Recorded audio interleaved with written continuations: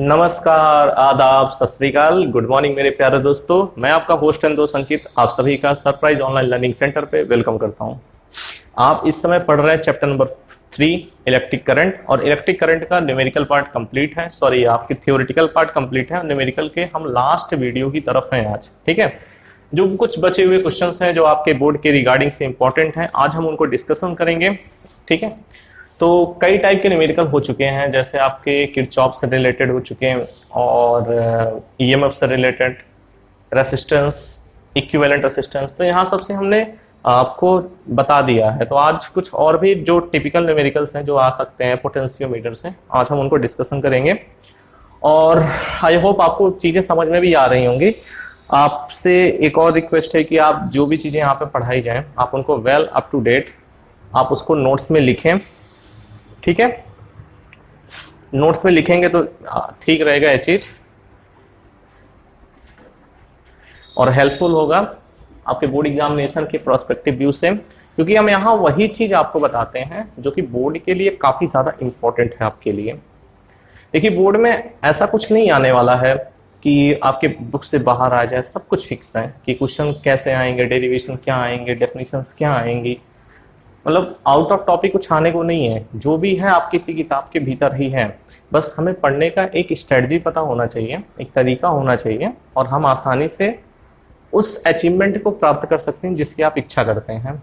ठीक है, तो चलते हैं आज के न्यूमेरिकल पे। आप लोग क्वेश्चन भी लिखिए। आज कुछ न्यूमेरिकल्स हम कराएंगे जो बच गए हैं, फिर उसके बाद हम लोग चैप्टर नंबर 4 पे डिस्कशन करेंगे।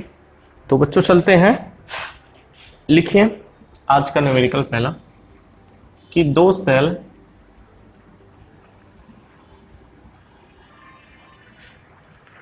सेल जिनके वैद्युत वाहक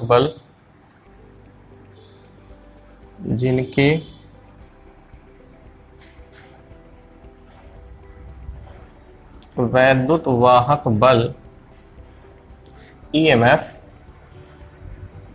E1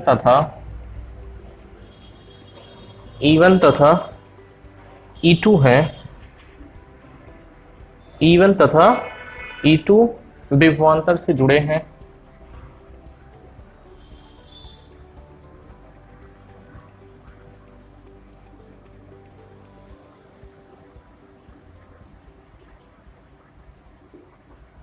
E1 तथा E2 विभवांतर से जुड़े हैं। बिंदुओं A व B के बीच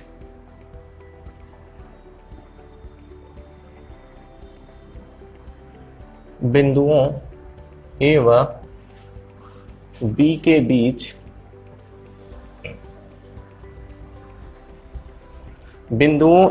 B के बीच एक विभवमापी जोड़ने पर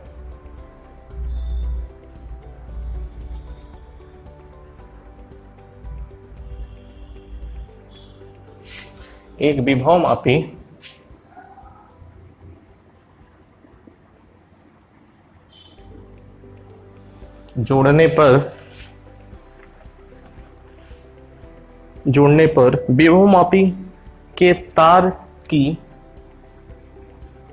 जोड़ने पर आगे लिखिएगा, विभवमापी के तार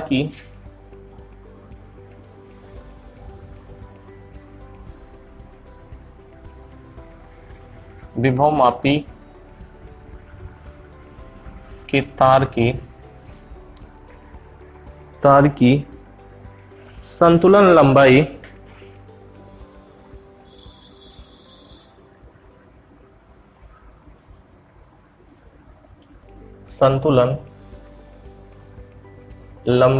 कितना है, 3.6 सेंटीमीटर प्राप्त करते हैं।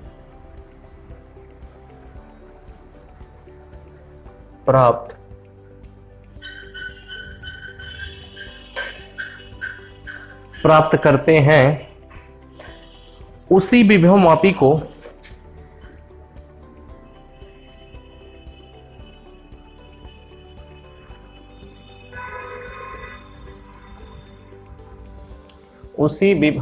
को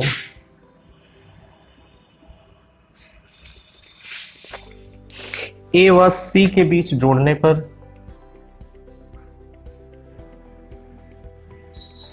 सी के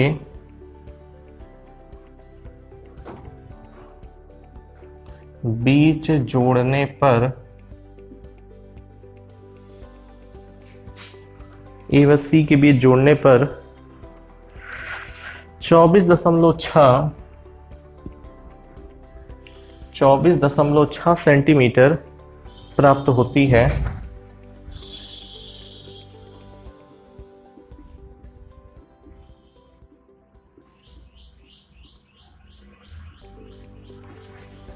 यदि विभवमापी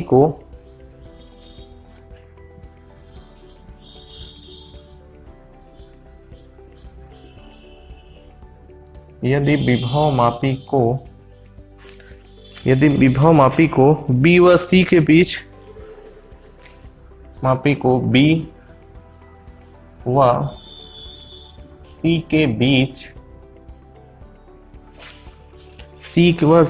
के बीच जोड़े तो संतुलन की लंबाई क्या होगी? के बीच जोड़े तो संतुलन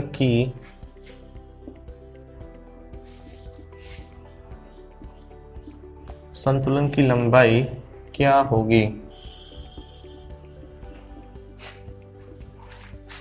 देखिए बच्चों, यहां पे एक डायग्राम बनाते हैं। पहले डायग्राम आपका जो चित्र में बना हुआ है कुछ इसी तरीके से है। यहां पे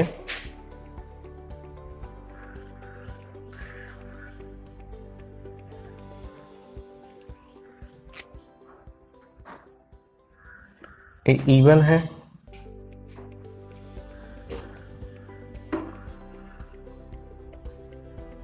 और E2 है, और इनके पॉइंट्स को हम अगर लिखना चाहें A B C, ठीक है। अब आप ध्यान से चीजों को देखिए। यहां पे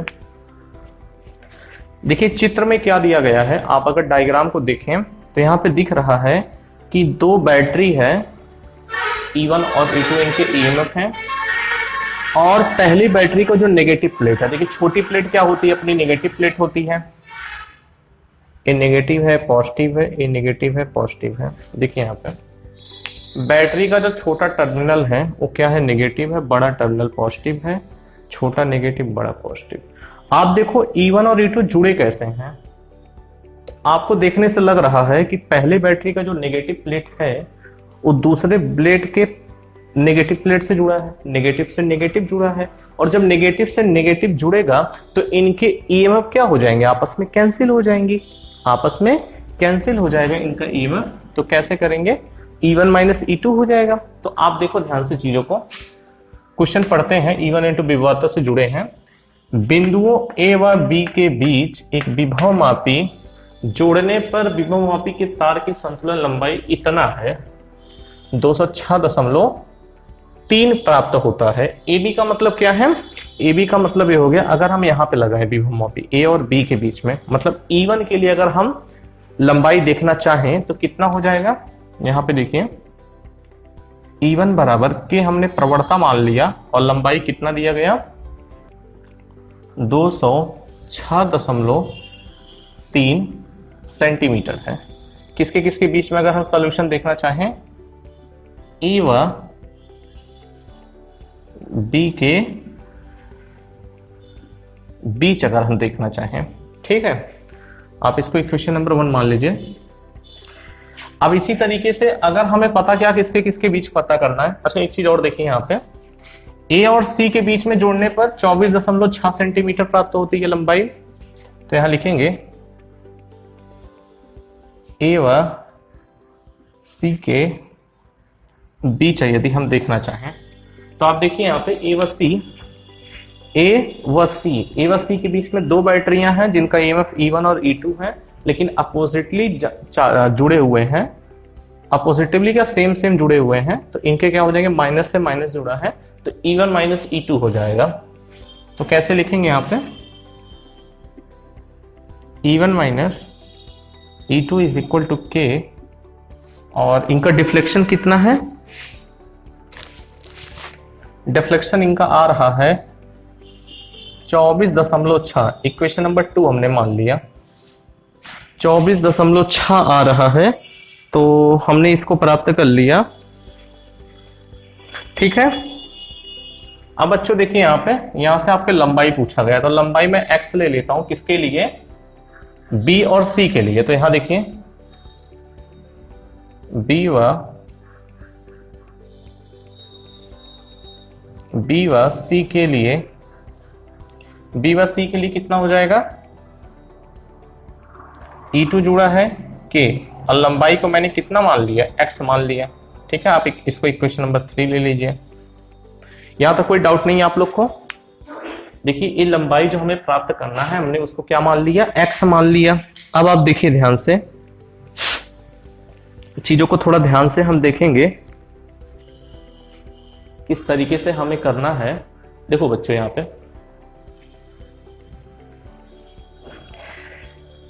अब देखिए समीकरण 3 को आप क्या करिए, यहां पे देखिए हम क्या करते हैं, समीकरण 1 को 3 से घटा देते हैं, या फिर 3 को हम किससे घटा देते हैं, 1 से घटाएंगे तो कितना आ जाएगा। यहां पे देखिए, यहां पे इसके आगे लिखते हैं, यहां पे समीकरण 1 को मैं माइनस करता हूं समीकरण 3 से, तो कितना आ जाएगा बताइए। यहां पे E1 minus E2 is equal to, दोनों में के कॉमन है, के हमने कॉमन ले लिया, कितना आ गया आप देखेंगे 206.3 माइनस x। आप इसको समीकरण 4 मान लीजिए। क्या मान लिया आपने, समीकरण 4 मान लिया। अब बच्चों ध्यान से देखिए, अब आप ध्यान से देखिए, समीकरण 2 को देखिए, समीकरण 4 को देखिए। यहां लेफ्ट साइड में क्या है, E1 माइनस E2, यहां भी लेफ्ट साइड में E1 माइनस E2। इसका मतलब है ये दोनों आपस में क्या हो जाएंगी, बराबर हो जाएंगे। तो यहां पे क्या लिखेंगे, यहां से आपका आ जाएगा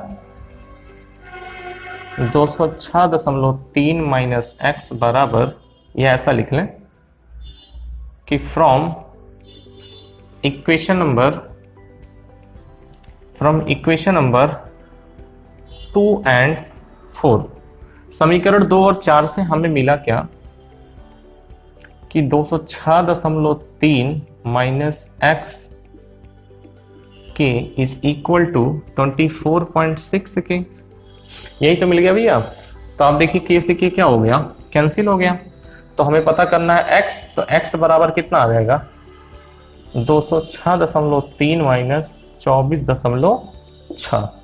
आप इनको घटाएंगे, कितना आ जाएगा, यहां से 13 में से 6 गए 7, यहाँ पे दशमलव आया, 5 में से 1 आ गया, फिर 10 में से 4 गए 6, 161.7 सेंटीमीटर आपका क्या हो जाएगा, आंसर आ जाएगा। ठीक है, 179 आ जाएगा, 1 मिनट 0.6 है। चलिए ठीक, तो यहाँ पे आपका कितना आ गया, x इज इक्वल टू 161.7। एक मिनट देखिए यहाँ पे सही सब्सट्रैक्ट हुआ है कि नहीं। यहाँ पे आपका आ गया 13 7 आ गया, फिर 0.5 में से 1, और यहाँ पर आपका आ गया 10 में से 2 गए 8, 181.7 सेंटीमीटर आपका आ जाएगा। ठीक है, इसको आप नोट कर लीजिए, फिर हम आगे बढ़ते हैं। स्क्रीनशॉट ले लें आप लोग।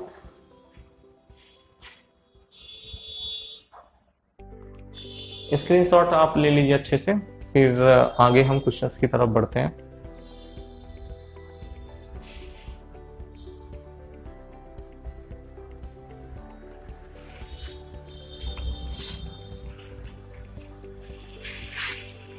चलिए बढ़ते हैं आगे। यहां पे कोई प्रॉब्लम नहीं होनी चाहिए आपको। देखिए कैसे किया हम लोगों ने, एक बार फिर से समझ लेते हैं।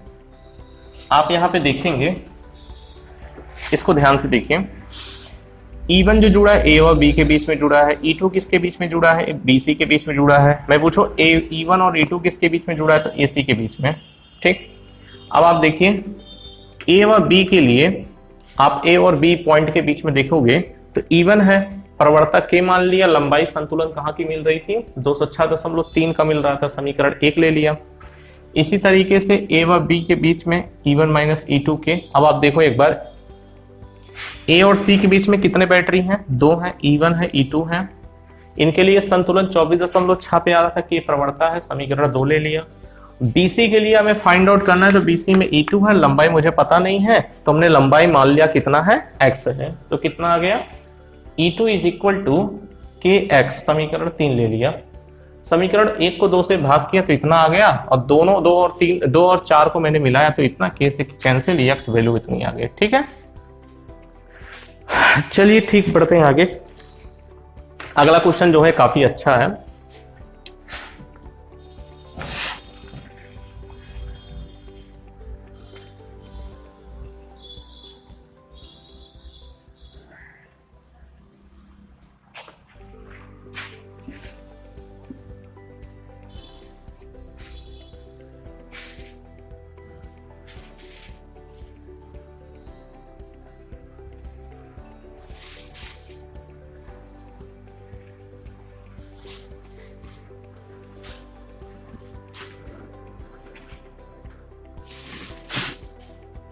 लिखेंगे अगला क्वेश्चन,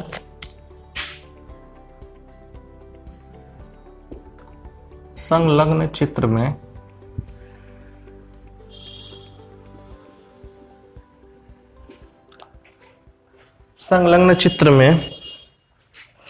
प्रदर्शित नेटवर्क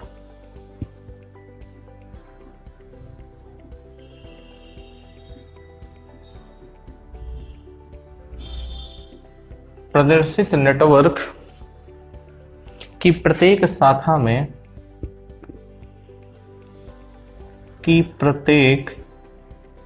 शाखा में धारा ज्ञात कीजिए।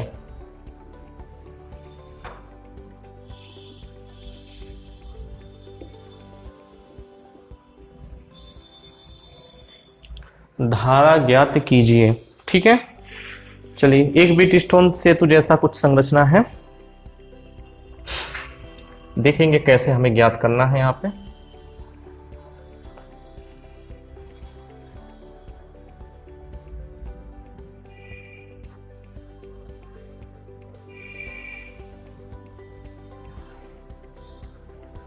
पहले एक रफ डायग्राम हम बनाते हैं।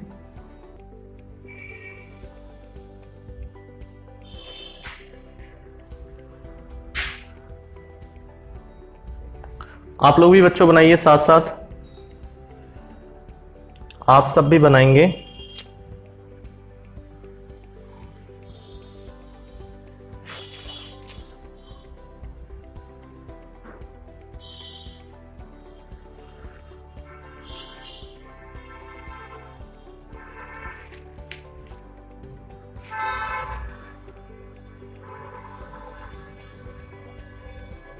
इसको आप लोग बनाएं साथ में।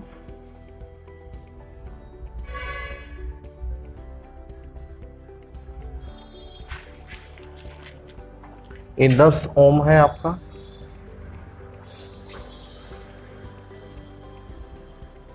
दस ओम लगा हुआ है, और इसके प्रत्येक भुजाओं पर तथा विकड़ों पर हम रेसिस्टर लगाते हैं।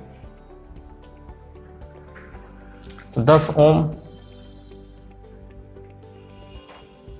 ये आपका 10 ओम है।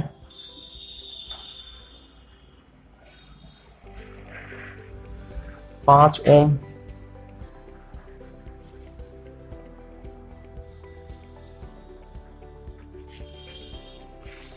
पांच ओम हो गया। इधर भी 5 ओम है।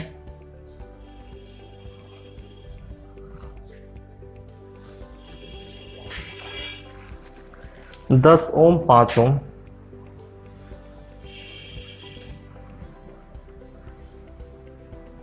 और यहां पे मैंने लगा दिया 5 ओम का रेसिस्टर। ठीक है बच्चों, ये डायग्राम आपका तैयार हो गया। अब इसका नेमिंग हम कर देते हैं ABCD, A B C D। Okay, अब देखिए इसमें धारा कैसे बह रही है, जरा इस पे हम गौर करते हैं। यहाँ पे आपका I1 है, यहाँ पर आपका I2 है, ठीक है। यहाँ पर I3 आपकी फ्लो कर रही है और इधर कितना आएगा, यहाँ पर मान लेते हैं हम करंट जो है आपका I1 माइनस I3 है। ये डायग्राम बनाते हुए चलेंगे आप लोग। और इस साइड में जो करंट फ्लो कर रही है वो कितना है, I2 plus I3, I2 plus I3। और यहां पे जो धारा है वो कितनी है, I1 प्लस I2। और इधर भी आपकी मानते हैं कितना है, I1 प्लस I2 फ्लो कर रही है, I1 प्लस I2 फ्लो कर रही है। चलिए, तो ये डायग्राम आप लोग बना लिए। अब देखिए यहाँ पे हम इसको इजीली तो सॉल्व नहीं कर सकते हैं। इसको सॉल्व करने के लिए हमें किरचॉफ के नियम का पालन करना पड़ेगा। तो हम यहाँ पे अप्लाई करेंगे किरचॉफ का नियम, लूप का नियम पता करेंगे। तो हम यहाँ पे देखिए कितने लूप बनाएंगे। धाराएं आप देख रहे हैं कितनी है, 1 2 3, 3 प्रकार की है। I1 है, I2 है, I3 है। तो अलग अलग लूप में हम अलग अलग कॉन्सेप्ट लगाते हैं। यहाँ पे देखिए किस तरीके से होगा। सबसे पहले हम पहले लूप में देंगे, इसमें A B D A में। इसमें अगर हम लेंगे तो यहां लिखेंगे लूप, यहां पे लिखते हैं loop A B D A। ये जो पहला लूप है। अब बच्चों देखो, हम चाहे क्लॉकवाइज चलें चाहे एंटी क्लॉकवाइज, हम इसके लिए फ्री हैं। तो हम दोनों में चलते हैं एंटी क्लॉकवाइज, ठीक है। हमारा जो लूप की दिशा है वो क्या है, एंटी क्लॉकवाइज है, घड़ी की सुई के विपरीत। तो यहां से चलते हैं। अब देखिए, अब इधर चलेंगे यहां से तो माइनस होगा, क्योंकि करंट के अपोजिट में हम चल रहे हैं। -10 I1। फिर यहां से चलेंगे आप करंट की दिशा में है, +5 I2। फिर यहां पे चलेंगे तो करंट की विपरीत दिशा में है, करंट की विपरीत दिशा में 5 I3। और बराबर कितना हो जाएगा बच्चों, 0 हो जाएगा। कितना हो गया, 0 हो जाएगा। अगर हम इसको 5 से भाग कर दें तो यहां पे कितना आ जाएगा, -2 I1 plus I2 minus 5 I3 बराबर 0। ठीक है बच्चों, मैं अगर आपसे पूछूं कि I2 बराबर यहां से कितना है, तो आप कहेंगे I2 बराबर 5 I3 प्लस 2 I1। समीकरण 1 मैंने ले लिया, ठीक है। माने कि ABCD ए लूप से हमें ये चीज पता हुआ। अब अगला लूप हम सेकंड वाला लेते हैं। सेकंड लूप अपना क्या है, सेकंड लूप हम लेते हैं B D C B, B D C B। इसी तरीके से यहां भी चलना शुरू करेंगे। चलिए हम I3 से चलना शुरू करते हैं। तो I3 के लिए 5 I3, धारा की दिशा में हम चल रहे हैं, 5 I3। फिर बच्चों हम यहां पे चल रहे हैं, इधर मैं चलूंगा, यहां देखो करंट की दिशा में ही हूं। आप यहां भी करंट की दिशा में, इधर भी करंट की दिशा में ही है। तो प्लस करके हम लिखेंगे +10 I2 प्लस I3। इसके बाद करंट की विपरीत दिशा में हम चलेंगे, -5 इन ब्रैकेट में I1 माइनस I3 बराबर 0। ठीक है। अब बच्चों आप इसको क्या कर सकते हैं, 5 से भाग कर सकते हैं। 5 से भाग करेंगे तो कितना आ जाएगा, I3 प्लस 2 इन ब्रैकेट में I2 plus I3 minus I1 minus I3 बराबर 0। ठीक है, यहां पे आते हैं, I3 plus 2 I2 plus 2 I3 minus I1 minus minus plus हो गया, I3 बराबर 0। अब थोड़ा इनको सॉल्व कर लेते हैं। I1 कितना, एक ही है, तो माइनस I1। I2 के पद कितने हैं, I2 भी भैया आपका एक ही है, एक ही पद है। I1 हो गया, I2 I3, ठीक।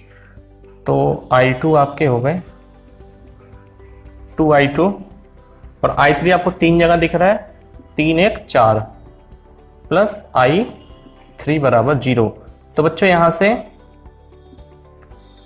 I1 बराबर कितना आ गया 2I2 प्लस 4I3।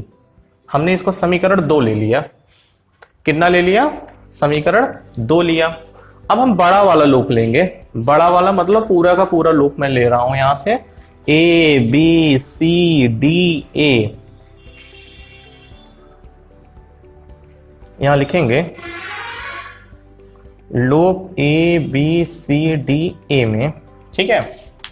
अब इस लूप में हम चल रहे हैं तो ध्यान से देखिएगा, यहां पे ऐसे चलता हूं, यहां से चलूंगा तो माइनस में कितना हो जाएगा बच्चों? -10I1, फिर यहां धारा की दिशा में हो गए +5I2, फिर इधर चले, फिर धारा की दिशा में आप चलना शुरू किए +10I2 प्लस I3, फिर इधर आप चले धारा की विपरीत दिशा में माइनस में 5I1 माइनस I3 बराबर कितना हो गया बच्चों? 0 हो गया। आप इसको भी 5 से यहां पे भाग कर सकते हैं। अब इसको 5 से अगर हम भाग करेंगे, आप इसको 5 से डिवाइड कर दीजिए, सिंपल होगा। -2I1 plus I2 plus 2 in bracket में I2 प्लस I3 माइनस, इसको 5 से भाग कर दे रहे हैं।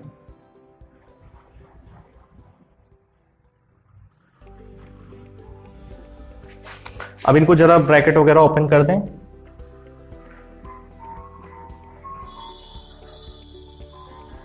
I2 plus 2I3 minus I1 minus minus plus I3 बराबर 0। अब देखिए यहां पे थोड़ा ध्यान से देखेंगे चीजों को। I1 आपको कहां दिख रहा है? I1 तो हमें एक ही जगह दिख रहा है, एक यहां पे, एक यहां पे। तो कितना आ गया? -3I1। I2 कहां पे है? एक यहां पे है, एक यहां पे है, तो 3I2 आ गया। और I3 कहां पे है? एक यहां पे, एक यहां पे। तो बच्चों यहां से कितना आ गया? 3I3। आप 3 से भाग कर दोगे, कितना आ जाएगा? -I1 plus I2 plus I3 बराबर 0, ठीक है। या हम इसको ऐसे भी लिख सकते हैं कि I1 बराबर I2 प्लस I3। बच्चों मैंने मान लिया इसको समीकरण 3। कोई समस्या यहां तक? यहां तक कोई डाउट नहीं होना चाहिए। अब हम यहां पे 3, देखिए एक मैथ का कॉन्सेप्ट होता है कि अगर आपके पास 3 अचर राशियां हैं, जैसे इस समीकरण में आप देखोगे I1 भी है, I2 भी है, I3 भी है, तो 3 समीकरण को सॉल्व करने के लिए हमें 3 इक्वेशन चाहिए, 3 समीकरण चाहिए। तो हमारे पास 3 समीकरण है और हम इनकी मदद से हम इनको सॉल्व करेंगे। ओके, अब देखो कैसे हम करते हैं सॉल्व, तो ध्यान से हम देखेंगे। देखिए कैसे हम करते हैं। इसको मैं इरेज कर दे रहा हूं, इसकी कोई उपयोगिता अब नहीं है। थोड़ा अच्छा क्वेश्चन है, टाइम इस पे लगेगा आपका, लेकिन ये सब पेपर में 100% आपके आते हैं ऐसे क्वेश्चन। तो अच्छी प्रैक्टिस होनी चाहिए कॉन्सेप्ट के साथ। देखिए भैया यहाँ पे, अब इनको हम सॉल्व कैसे करेंगे, इसकी स्ट्रेटजी बनाते हुए हम आगे बढ़ते हैं। आप बच्चों देखो ध्यान से, इनको देखो। चाहे तो आप यहां से एक तुलना कर सकते हैं। 1 मिनट, यहां पे 10 0 के बराबर नहीं करेंगे, यहां पे 10 करेंगे क्योंकि आपकी 10 वोल्ट है। बच्चों इसको 10 लिख लो, यहां से कर दिया तो 2 बराबर 2।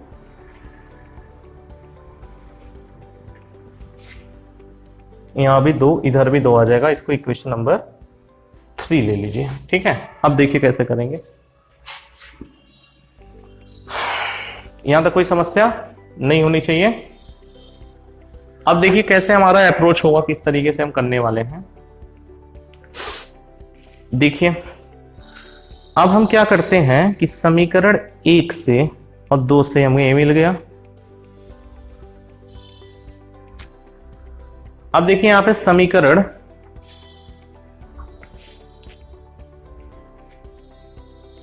देखिए I1 की वैल्यू हम यहां पुट करते हैं, ठीक है।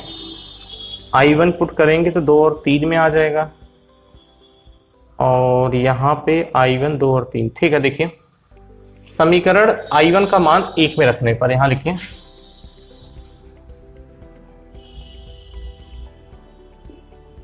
I1 का मान समीकरण 1 में रखने पर, अब I1 आप यहां पे रखेंगे कितना आ जाएगा, I2 बराबर 5 I3 प्लस 2। I1 का मान कितना है 2 I2 प्लस 4 I3। इनको सॉल्व कर लेते हैं, 4 I2 प्लस 4 दूनी 8 I3, ठीक है। अब इनको देखते हैं कैसे। अब हम इनको यहां लेकर के आएंगे, कितना हो जाएगा, इसको बच्चों हम यहां पे लेके आते हैं, इसको इधर लाएंगे तो कितना हो गया माइनस 3 I2 हो गया, इधर जाएगा तो, और इन दोनों को 8 5 13 I3, ठीक है।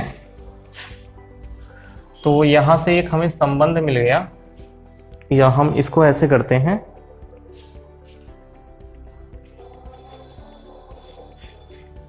एक मिनट देखते हैं पहले।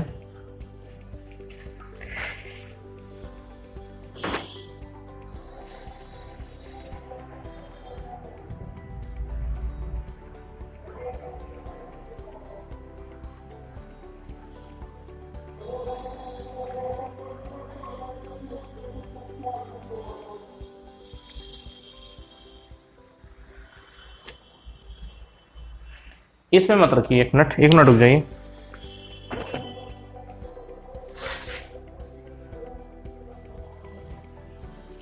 थोड़ा सा लेंदी क्वेश्चन है। I1 का मान आप इसमें रखो, आप I1 का जो मान है कहाँ गया, ए वाली वैल्यू आप इसमें पुट करिए, I1 की वैल्यू ले जाके समीकरण 4 में आप रख दें, ठीक। देखिए I1 का मान आप इक्वेशन नंबर 1 में रखिए, कितना हो जाएगा I2 is equal to 5 I3 plus 2। I1 की वैल्यू कितनी है 2 I2 प्लस 4 I3, यही है। अब इनको सॉल्व करते हैं, 5 I3 plus 4 I2 plus 4 I3, ठीक है। तो I2 यहाँ पे भैया कितना आ गया, आपका आ जाएगा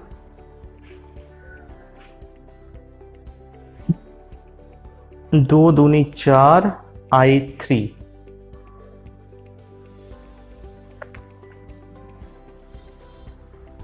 एक मिनट, यहाँ पे ये 5 से डिवाइड करने तो भैया 1 आ जाएगा, तभी तो यहीं पे थोड़ी सी मिस्टेक है।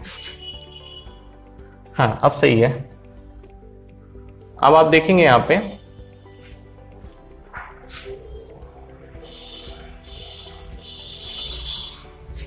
इसको यहां पर रिप्लेस करेंगे, कितना आ जाएगा -3 I2, और यहां पर आपका आ गया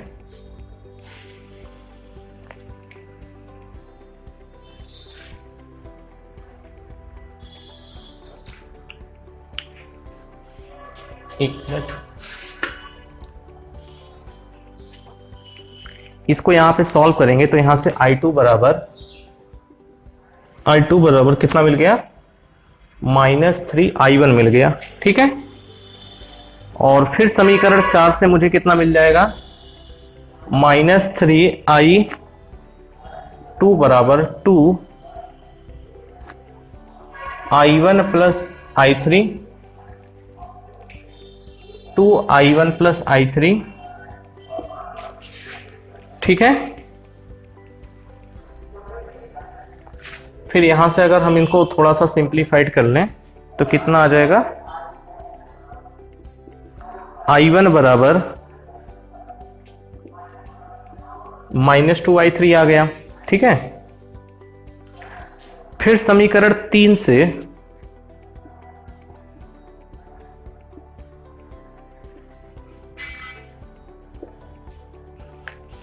3 से कितना आ गया बच्चों, -4I3 -15I3 प्लस 2I3 बराबर 2 आ गया। तो इसको सॉल्व करेंगे, कितना आ गया, 19 2 -17 I3 बराबर 2, तो I3 बराबर कितना आ गया, -2/17 एम्पियर आ गया। ठीक है, इतना हो गया।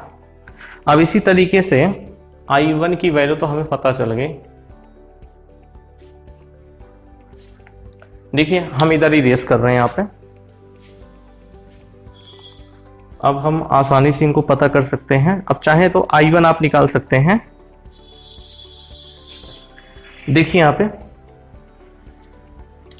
इधर से देखिए, अगर मैं I1 पूछूं, I1 बराबर कितना है, -2I3, तो यहां से कितना हो जाएगा, -2/17। तो इसको सॉल्व करने पे कितना आ गया, सॉल्व तो करना ही पड़ेगा, आपका आ गया I1 बराबर 4/17 एम्पियर। ठीक है, इसी तरीके से I2 आपका कितना आएगा,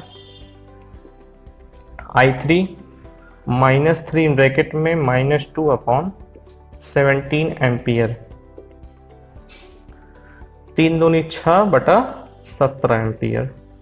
ठीक, तो बच्चों इसके स्क्रीनशॉट ले लीजिए। ये क्वेश्चन वैसे एनसीईआरटी का है, आया तो नहीं है कभी, लेकिन एक अच्छा कॉन्सेप्ट आपका देता है, इम्पॉसिबल आ सकता है आपका।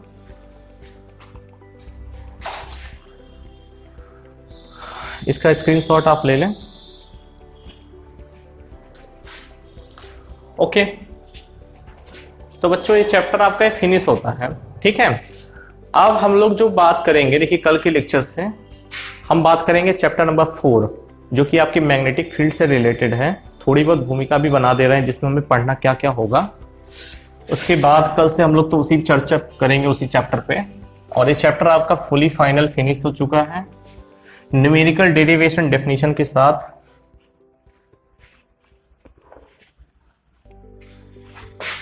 अब हम लोग बढ़ेंगे चैप्टर नंबर 4 की तरफ।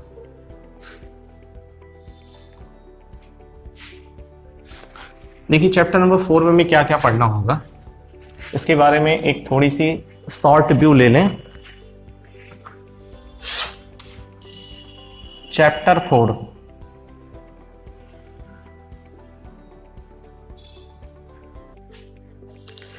4 का नाम है मैग्नेटिक फील्ड या मूविंग चार्ज हम कहते हैं, अलग अलग नामों से जानते हैं। गतिमान आवेश तथा चुंबकीय क्षेत्र।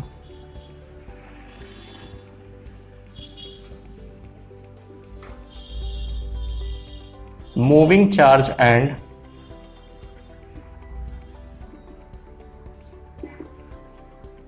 मैग्नेटिक फील्ड, इसको जरा सा समझेंगे।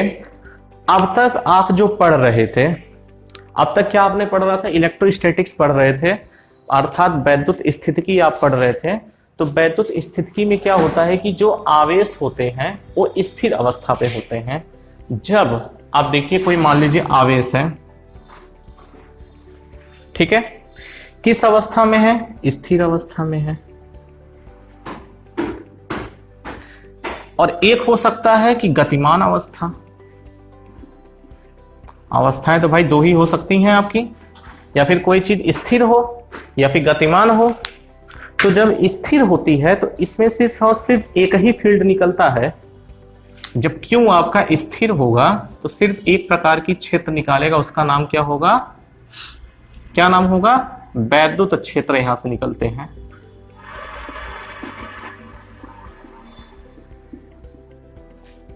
मैंने क्या बताया, कि यदि आवेश आपके स्थिर में हो तो सिर्फ और सिर्फ वैद्युत क्षेत्र निकलता है, लेकिन अगर यही आवेश गतिमान में हो जाए तब तो वैद्युत क्षेत्र भी निकलेगा